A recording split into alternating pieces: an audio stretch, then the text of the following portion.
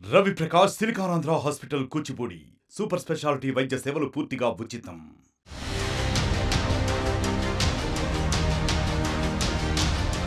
జనసేన అధినేత పవన్ కళ్యాణ్ ఏపీ ఉప ముఖ్యమంత్రి పదవితో పాటు కీలకమైన శాఖల్ని తీసుకున్నారు. ఆయనకు పంచాయతీరాజ్, తాగునీటి సరఫరా, గ్రామీణాభివృద్ధి, సైన్స్ అండ్ టెక్నాలజీ, అడవులు, పర్యావరణ శాఖల్ని అప్పగించారు. పట్టుబట్టి మరి ఈ శాఖల్ని తీసుకున్నారట పవన్ కళ్యాణ్. తా అభిమాన నాయకుణ్ణి హోంమంత్రిగా చూడాలని అభిమానులు ఆశపడ్డారు. కానీ పవన్ కళ్యాణ్ మాత్రం హోంశాఖను వద్దనుకొని ఈ శాఖల్ని ఎందుకు తీసుకున్నారు, వాటి కోసం ఎందుకు పట్టుబట్టారో ఇప్పుడు తెలుసుకుందాం.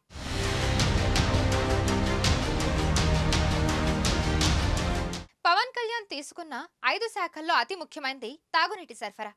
తాగునీటి సరఫరా బాధ్యతల్ని తీసుకోవడానికి బలమైన కారణం ఉందంటున్నారు జనసైనికులు.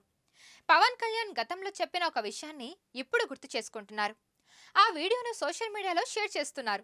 గతంలో పవన్ కళ్యాణ్ అరకు పర్యటనలో ఉన్నప్పుడు తాగునీటి సమస్య ఆయన దృష్టికి వచ్చింది.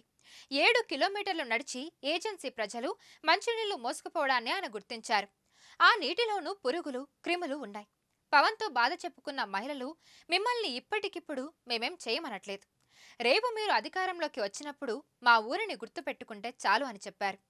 ఆ ఘటన పవన్ను తీవ్ర ప్రభావితం చేసింది. అందుకే పవన్ కళ్యాణ్ తాగునీటి సరఫరా శాఖను తీసుకున్నట్లుగా ఫ్యాన్స్ చెప్తున్నారు. తాగునీటి సరఫరానే కాదు, పవన్ తీసుకున్న ప్రతి శాఖకు ఒక్కో కారణం ఉందంటున్నారు. మరిన్ని వీడియోస్ కోసం ఛానల్ ని సబ్స్క్రైబ్ చేయండి. లేటెస్ట్ అప్డేట్స్ కోసం వాట్సాప్ ఛానల్ ని ఫాలో చేయండి. అండ్ లింక్ డిస్క్రిప్షన్ లో ఉంది.